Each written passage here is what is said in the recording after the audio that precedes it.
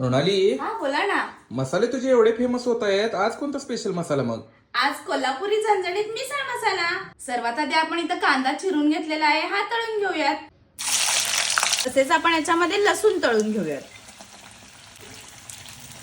इथं आता आपला कांदा तळेपर्यंत आपण एका बाजूला कोरडे मसाले भाजून घेऊयात. तर सर्वात आधी मी धणे घालतेय. आता आपण याच्यामध्ये जिरे घालूयात, नंतर बडीशेप, तसेच आता आपण वेलची आणि एक जायफळ देखील यात घालूयात.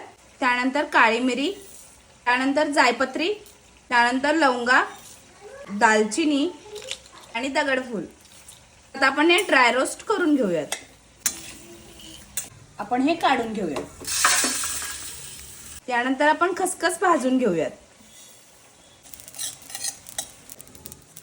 नंतर आपण तमालपत्र भाजून घेऊयात. त्यानंतर सुकं खोबरं भाजून घेऊयात.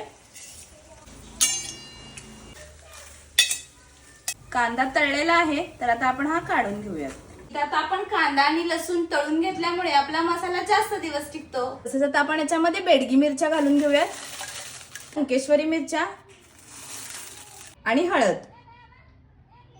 तर आता आपण हे वाटून घेऊयात. तर इथं आता आपला कोल्हापुरी झणझणीत मिसळ मसाला तयार झालेला आहे. जर हा मसाला तुम्हाला ऑर्डर करायचा असेल तर स्क्रीनवर दिलेल्या नंबरवर कॉन्टॅक्ट करा.